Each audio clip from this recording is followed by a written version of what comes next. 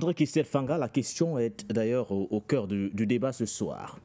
Faut-il privilégier une dernière tentative diplomatique afin de ramener l'AES au sein de la CEDEAO? Ou alors faut-il prendre acte aujourd'hui de cette décision qualifiée d'irréversible par les chefs d'État du Mali, du Niger ou encore du Burkina Faso? En gros, la CEDEAO peut-elle encore convaincre l'AES avant le 29 janvier 2025? C'est d'ailleurs la date butoir, conformément au règlement intérieur de l'institution. 1 an après le retrait de ces États, de l'organisation. C'est la CEDEAO et ses dirigeants qui pensent encore que c'est encore possible. Les autres ont déjà tourné la page, ils sont déjà à un autre niveau, à une nouvelle dimension. Et je pense que l'Afrique est déjà dans... Ils ont tourné la page, mais les textes de l'organisation sont précis. C'est eux qui sont encore respectueux de leurs propres textes. Avant le 29 janvier 2025, tout peut encore arriver entre Christelle Fanga. Mais tout peut se passer entre-temps. C'est vous qui êtes membre, c'est les membres, les sanctions ou bien les textes concernent les membres. Si vous décidez de quitter une association. Si les textes concernent les membres, ça veut dire que le Mali et le Niger sont encore des membres de l'organisation. Ils ont déjà démissionné, ils ont démissionné. Une démission qui ne sera effective qu'au lendemain du 29 janvier 2025. Ils pensent que les textes doivent être appliqués pour qu'ils acceptent la démission ou bien, n'est-ce pas, la séparation avec ces trois pays-là. C'est la CEDEAO, ceux qui sont encore dans la CEDEAO, qui espèrent. Mais de l'autre côté, c'est déjà un tournant. Et d'ailleurs, le tandem dont vous avez cité tout à l'heure parle plutôt de, n'est-ce pas, de rapprochement, d'un dialogue constructif entre la CEDEAO et l'AES. Oui. Vous croyez et non plus un retour du Mali, du Niger et du Burkina Faso dans la CEDEAO. Un dialogue constructif dans le but de convaincre les chefs d'État de l'AES. Non, je pense qu'aujourd'hui, il faut comprendre une chose. Il faut comprendre le langage, n'est-ce pas, des négociateurs, s'il faut les appeler ainsi, n'est-ce pas, du Sénégal. Oui. Il dit, il faut, n'est-ce pas, considérer... Parce que pour eux, c'est déjà acté. Oui. Pour les négociateurs, c'est déjà acté. Et avec les protagonistes, c'est déjà acté que l'AES ne rejoindra plus la CEDEAO. Et donc maintenant, il faut discuter comme deux entités pour le bien-être des populations, n'est-ce pas, qui appartiennent à une même zone géostratégique, géopolitique, etc., etc. Donc, il faut véritablement que les acteurs de la CEDEAO se mettent dans leur tête que c'est terminé, l'AES ne rejoindra plus jamais la CEDEAO. Et d'ailleurs même, il risque d'avoir, n'est-ce pas, d'autres pays qui vont rejoindre l'AES d'ici peu.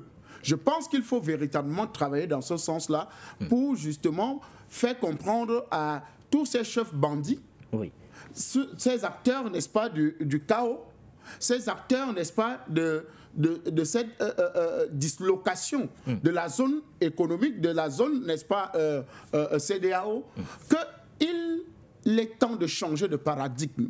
Mais qu'est-ce qui est bien justement pour cette zone, qu'elle soit économique ou géographique aujourd'hui, en Afrique de l'Ouest? Qu'est-ce qui est bien pour les peuples de cette partie de l'Afrique? Le fait d'avoir deux institutions sous-régionales ou alors le fait de mettre en avant ce dialogue qui permettrait à chacun de mettre un peu d'eau dans son moulin, André Christelle Fanga, et peut-être pas essayer de convaincre les chefs d'État de l'AES de revenir au sein de la CEDEAO, mais de faire en sorte qu'il y ait, entre autres, tous ces mécanismes de fonctionnement, ou du moins qui permettraient aux deux entités de fonctionner de façon peut-être, entre autres, du moins de cesser de se regarder en chien de faïence. C'est ce que je suis en train de vouloir relever. Vous avez demandé à Ouattara de changer son plan, n'est-ce pas, de vouloir tuer, n'est-ce pas, les peuples du Niger. Vous avez demandé à M. Talon, n'est-ce pas, de changer son idée, n'est-ce pas, de briser complètement l'économie du Niger. Vous avez demandé à Faure Yassimbe de changer ses idées, n'est-ce pas, de voir complètement le Mali ou bien le Burkina Faso en lambeaux ou bien en pièces. ou au Ghana, où vous avez demandé à ces gens du Ghana. Il y a un nouveau dirigeant au Ghana désormais. Bon, attendons voir la réaction. Le président Nana Akufo-Addo s'en va, oui. Un nouveau vient d'arriver. Attendons de voir, n'est-ce pas? Il vient juste d'arriver, il n'a pas encore été véritablement, il n'a pas encore pris les rênes du pouvoir, donc il a été élu, mais attendons de voir sa réaction ou bien son fonctionnement. Mais nous savons tous que le dirigeant qui partant, n'est-ce pas, était un pro-Occident et qui amenait justement, qui encadrait les terroristes djihadistes de détruire, n'est-ce pas, le Burkina Faso, de mettre en difficulté le Burkina Faso. Donc, vous voyez qu'il y a des dirigeants dans cette CEDEAO qui sont inhumains. Vous allez empêcher à monsieur l'agent de la CIA installé au Nigeria, appelé Tinubu, de ne pas aller en France signer des contrats. Mais qu'est-ce qu'on fait dans le cas précis, André Kistel Fanga? Parce que la question revient en permanence. Allons-nous mettre au devant de la scène où est la place des peuples, André Kistel Fanga? Allons-nous passer le temps à mettre au devant de la scène les dirigeants qui, eux, vont passer? Ou alors allons-nous mettre au devant de la scène les intérêts de ces organisations qui portent l'idéologie même des peuples de l'Afrique de l'Ouest, André Kistel? Ça me ramène à la question de départ. C'est quoi? Qu'est-ce qui serait bien aujourd'hui pour les peuples de cet espace? La CEDEAO des peuples existe. La CEDEAO des dirigeants, c'est ça le problème. Et comme c'est eux les décideurs, ils font croire que non, les peuples ne sont plus en accord. La preuve, des gens veulent se déplacer du Mali pour le Sénégal.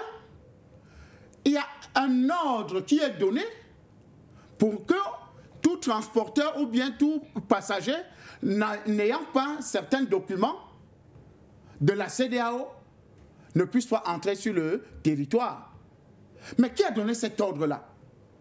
Mais finalement, on se rend compte qu'il y a un jeu qui se joue. La CEDEAO des peuples, elle veut fonctionner, elle continue à fonctionner normalement parce que les populations continuent à se côtoyer, continuent à marcher ensemble.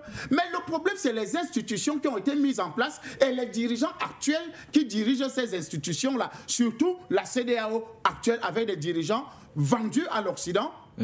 Des dirigeants marionnettes. Mais qu'est-ce qu'on fait? On sauve la CEDEAO? Mais on ne sauve rien. La CEDEAO doit être disloquée. Elle doit mourir de sa belle mort. La CEDEAO est déjà même morte de sa belle mort parce que les dirigeants ont accepté, n'est-ce pas, de jouer le jeu de l'Occident. C'est devenu une petite succursale de l'Union européenne ou bien du monde unipolaire.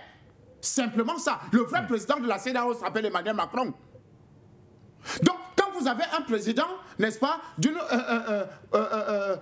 communauté économique, n'est-ce pas, de l'Afrique de l'Ouest, qui s'appelle Emmanuel Macron. Vous vous attendez à quoi? Qu'ils vont s'entendre avec Assimi Goïta, ils vont s'entendre avec Ibrahim Traoré, ils vont s'entendre avec Abdourahmane Tchani? Non. Et donc, la preuve la plus palpable, c'est ce que le Nigeria a allé faire avec la France, que nous avons vu tous à Mondiovision. Vous comprenez que la CEDEAO actuelle est vendue complètement à la France. Parce que quand même, le Nigeria, c'est la plus grande puissance, n'est-ce pas? En dehors d'être une puissance africaine, dans cette CEDEAO, c'est la plus grande puissance. Le président en exercice, d'ailleurs. Et le président en exercice. Et donc, quand le président en exercice va se prostituer en France, vous vous attendez à quoi? N'allez pas vous montrer grossier tout de même, André Kistel Fanga. Allez-y, DP. Qu'est-ce qui est grossier là-dedans? Va faire les lèche-bottes, n'est-ce pas, chez Macron, pour essayer d'obtenir quelques contrats, pour essayer de faire, en fait, ça sera lui maintenant qui sera le, comment dire ça,